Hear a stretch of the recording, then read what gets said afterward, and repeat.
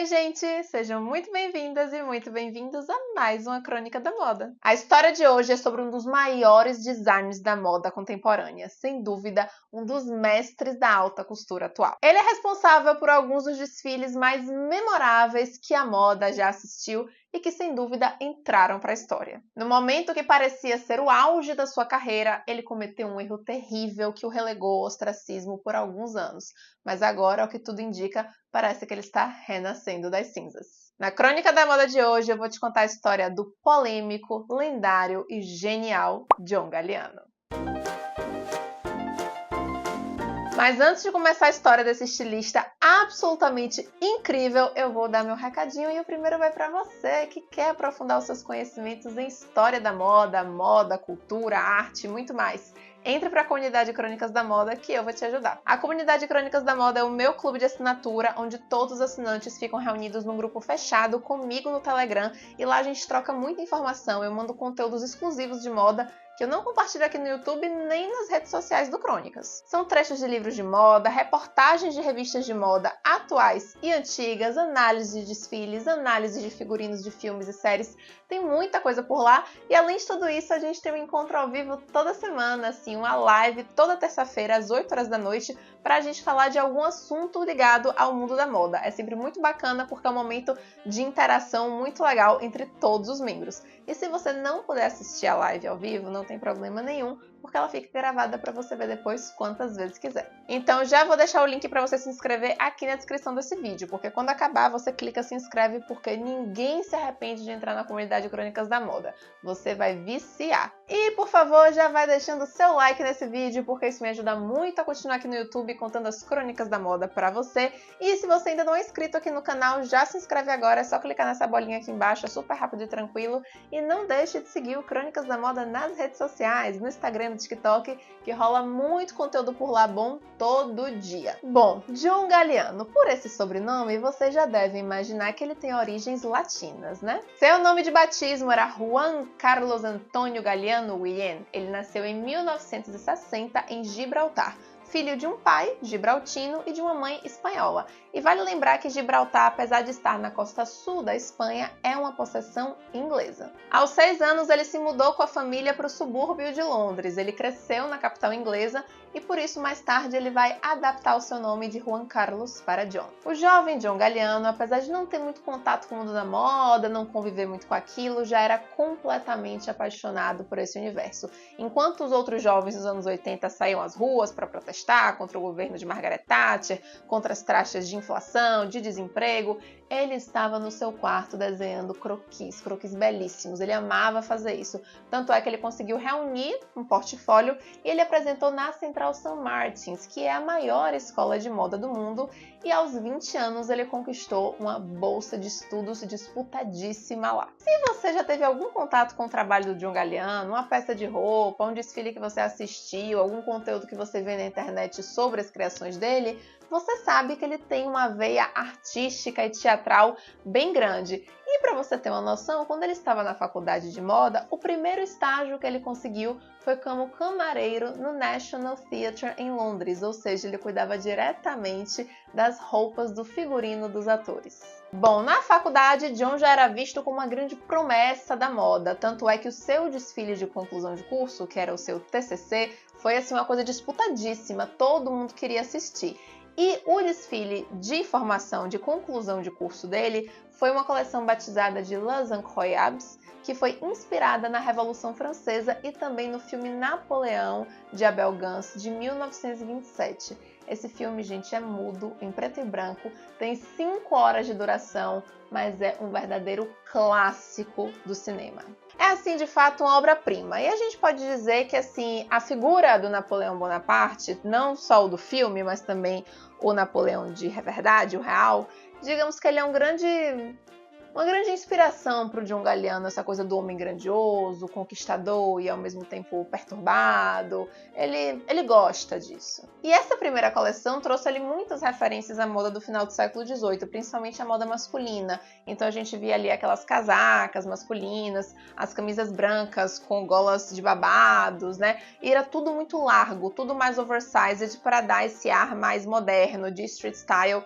E as peças eram super versáteis, então as casacas poderiam ser usadas também do avesso, tinha uma coisa meio genderless, né, sem gênero, porque você tinha homens de saia e mulheres também de saia, e era tudo meio junto e misturado. E nessa coleção já tinha uma coisa que é muito própria da moda que John Galliano faz e que eu adoro, é que quando a gente olha o desfile, parece quase uma fantasia, uma coisa surreal, é o espetáculo que ele gosta de fazer, e você olha e pensa, meu Deus, como é que alguém vai sair na rua vestido assim? Só que aquilo é aquele look todo montado, aquele look de passarela. Quando você desmonta ele e você vê as peças isoladas, separadas, são peças perfeitamente usáveis em qualquer momento, em qualquer lugar, né? Então isso é muito legal, o poder que ele tem de fazer peças atuais, né? Mas que com o styling certo, com aquela apresentação que ele sabe fazer, viram uma mega fantasia. Em 1987 veio o seu primeiro prêmio de estilista britânico do ano, sim, porque ele ganhou também em 94, em 95 e em 97. Dado o sucesso que foi a sua coleção de conclusão de curso, logo de cara, quando ele se formou, ele lançou a sua marca própria.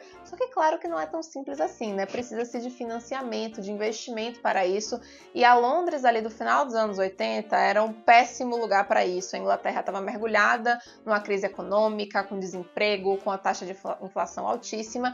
Então foi em 1991 que o John Galliano trocou Londres por Paris para tentar a vida na capital da moda. No início foi muito difícil, viu, gente? Não pensem que foi fácil, não. Ele não tinha dinheiro para nada e tudo era feito na base da amizade, da ajuda, ninguém cobrava nada, ele contava realmente muito com o apoio dos amigos, porque eram pessoas do mundo da moda e que viam um grande potencial nele, que queriam fazer parte daquilo, então realmente era tudo ali na base da camaradagem. E com isso ele foi chamando a atenção de grandes nomes importantes do mundo da moda, como a Anna Wintour, que naquela época já era editora-chefe da Vogue e hoje é amicíssima do Galliano. Foi graças a esses amigos importantes que ele conseguiu ser apresentado a Saul Schomburger, que era uma mulher integrante da alta sociedade parisiense, uma mecena das artes, que já tinha apoiado Andy Warhol, Givenchy e que ela morava numa casa pertinho da Torre Eiffel. Uma casa não, uma mansão, né? Você imagina o IPTU desse lugar. Ela ofereceu esta casa para ele fazer a apresentação da sua coleção em Paris, e aí estavam lá os grandes modelos, Naomi Campbell, Cindy Crawford, Kate Moss, e todas foram sem cobrar nada, de graça, assim como todo mundo que estava envolvido ali estava de graça, porque realmente era uma grande chance de John apresentar o trabalho dele, de ganhar mais projeção. Todo mundo acreditava muito no que ele fazia, queria ver ele prosperar, então todo mundo foi na base da amizade. E aí a Anna Wintour já compareceu a esse desfile, outros nomes importantes da imprensa de moda também, e foi aí que ele chamou a atenção do Bernard Arnault, que naquela época tinha acabado de comprar a grife Givenchy. Bernard Arnault, que hoje é mais conhecido como o homem mais rico do mundo, fica aí disputando toda hora esse posto com o Elon Musk, mas o fato é que ele é dono do maior conglomerado de luxo do mundo. Na época o LVMH estava se formando e ele já tinha Dior, tinha acabado de comprar Givenchy e precisava de alguém como diretor criativo da marca, né? E aí ele viu ali o Galliano, ficou de olho, ligou para a Anna Wintour, porque nenhum desses caras toma decisão desse tipo sem falar com a Anna Wintour para saber se o estilista é bom mesmo, se ela indica outro e tal.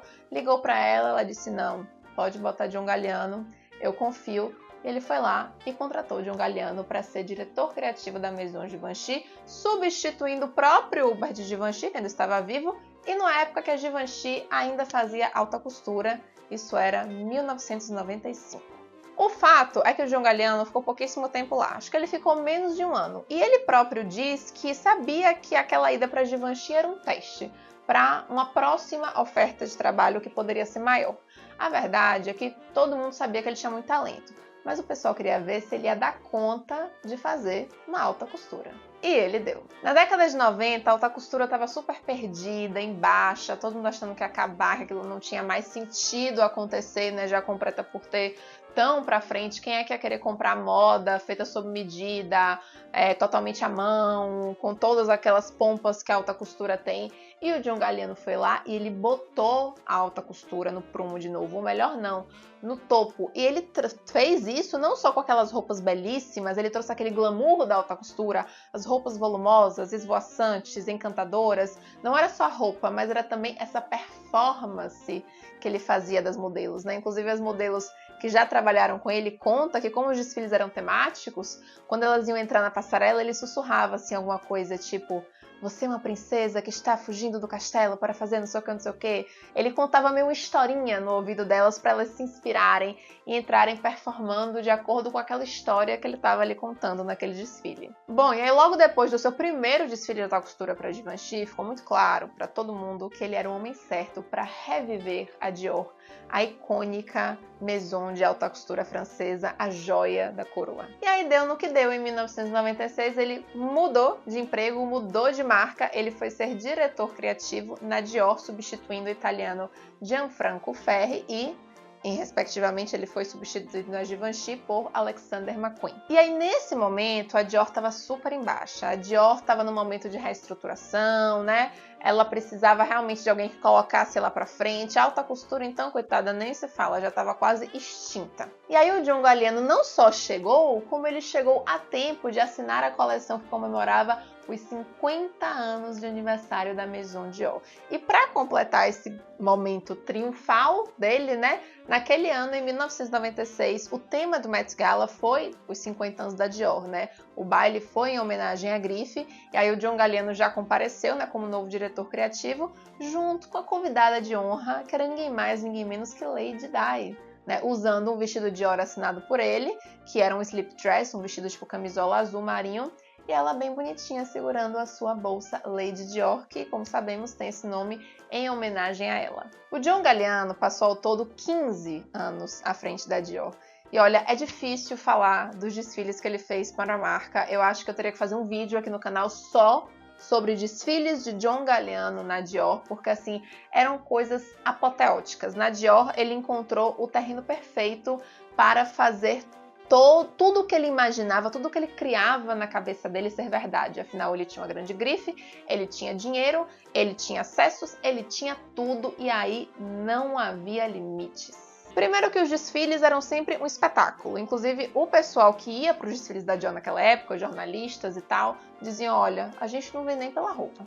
Né? A roupa, na verdade, no fim acaba sendo de menos. A gente vem pelo espetáculo, pelo show que é, né? pela grandiosidade que tem aquilo. Então, ele fez desfile inspirado nos anos 20, ele fez desfile dentro da Ópera de Paris, ele fez desfile inspirado no Egito Antigo, ele fez desfile inspirado em Matrix, né? Os temas eram os mais variados possíveis. E a prova de que John Galliano é um grande criador de moda é que ele não ficava só nesse mundo da fantasia, criando coisas assim espetaculares. Ele também tinha o lado comercial dele. É dele a criação de uma das bolsas mais icônicas da Dior, que é a Saddlebag, que é uma bolsa em formato de sela de cavalo, que é uma das queridinhas, um grande hit da marca até hoje.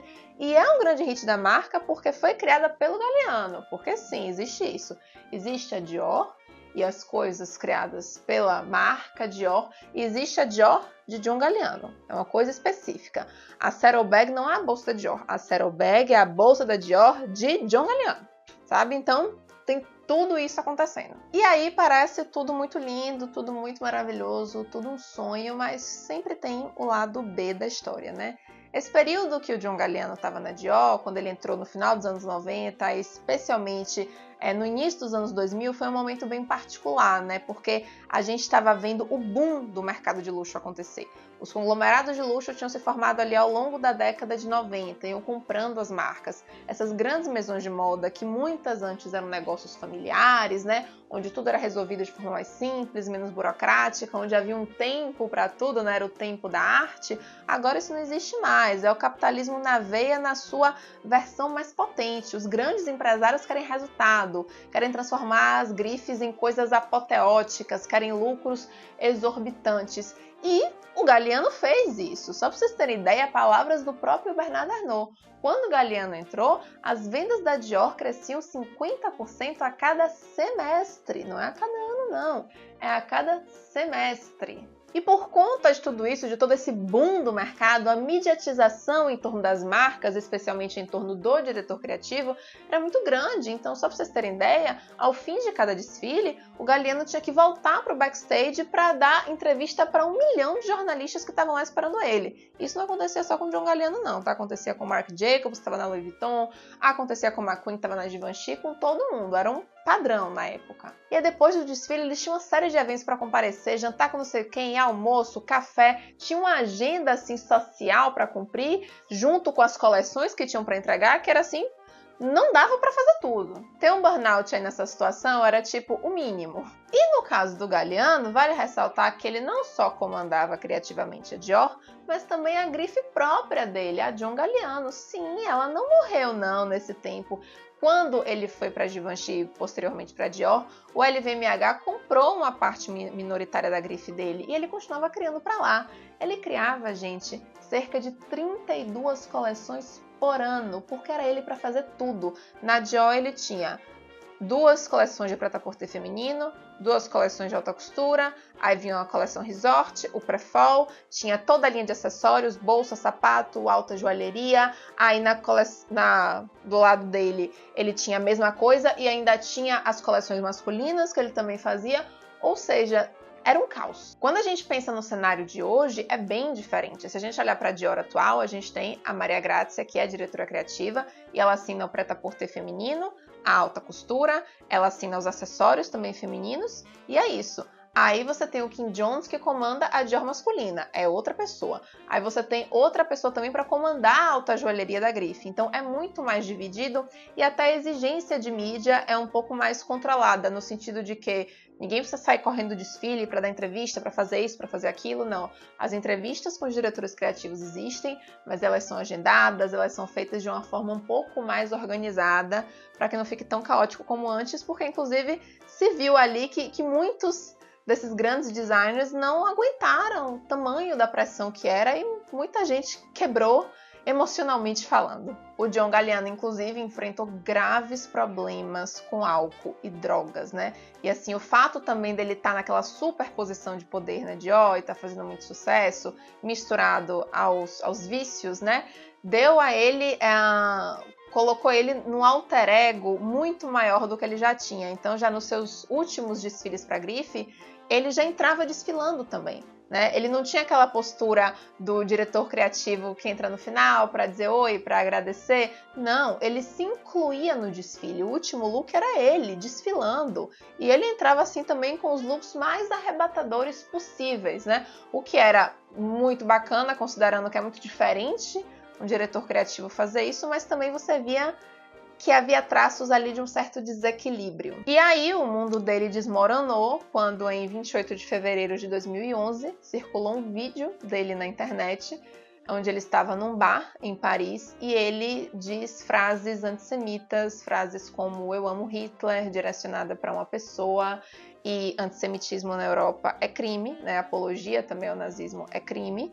Então ele foi preso depois disso.